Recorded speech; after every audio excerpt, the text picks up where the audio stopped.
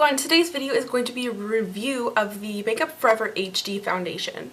I work with this foundation at school at Blanche Macdonald, so I know a lot about this foundation and I've worked with it on multiple people on multiple skin tones and multiple skin types. I picked up this shade. It is the shade N110. I picked this up at Sephora and it was $49 Canadian. Before I get into anything, I'm going to show you what I did to apply it.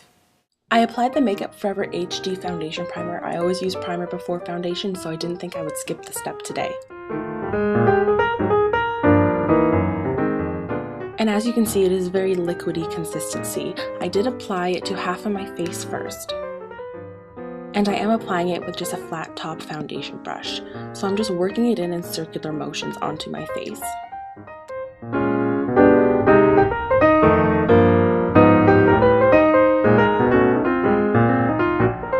I also went around my eye to cover up some of my dark circles there.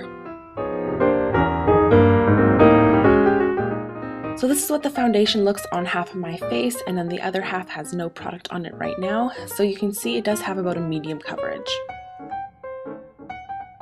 For the other half of my face, I am applying it with a Beauty Blender. Beauty Blender is always my choice of application for foundation, so I decided why not give it a go here.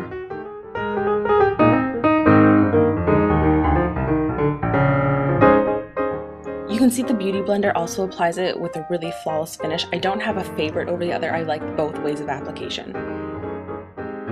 This is what the foundation looks like before I have powdered it. I believe that this foundation does need to be powdered, so I am using the HD powder by Makeup Forever.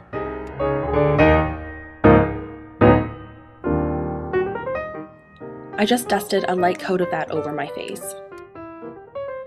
And you can see that the finish of this is very matte and beautiful and quite flawless. This foundation is called an HD foundation and it's meant to withstand harsh lighting and give you a flawless finish.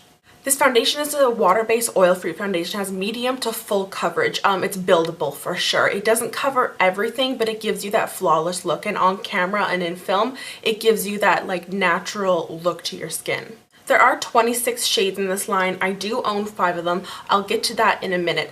As you can see in the video that I showed you how I put it on, one side I did with a foundation brush, I did it with a flat top kabuki. That's pretty much what I think people will apply their foundation with.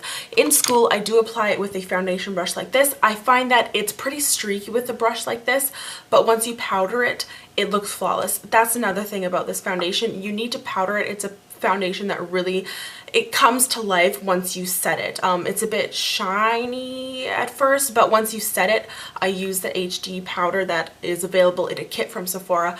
It honestly looks flawless. So half with a flat top kabuki, half with the Beauty Blender.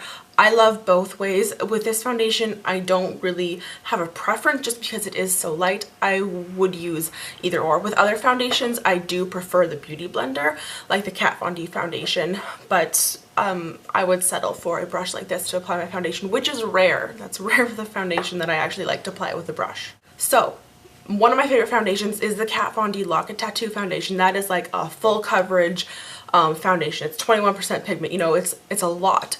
This is more of like a natural look. This foundation like enhances your skin. It brings your skin to life. It doesn't dull it out. It doesn't like mattify it and just make it like this like blah. It really enhances your skin and it gives you that flawless look. Like, look at my face. It really does like enhance my skin to the beautiful, beautiful finish. The wearability of this foundation is really long. Somebody will put it on me in school and I will wear it all the way home until I get home at like 8 o'clock at night, and it'll still look great on my skin.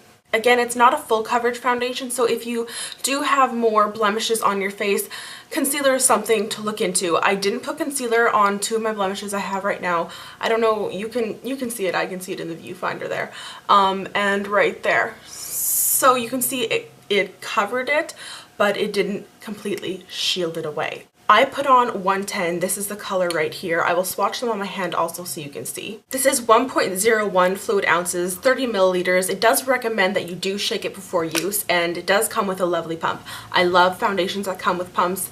So clean, sanitary. I always appreciate when it comes with a pump. Color wise, this is 110. This is the second lightest shade. 107, which is available online, is a little bit more of a pinker tone. It's like deep pink undertones.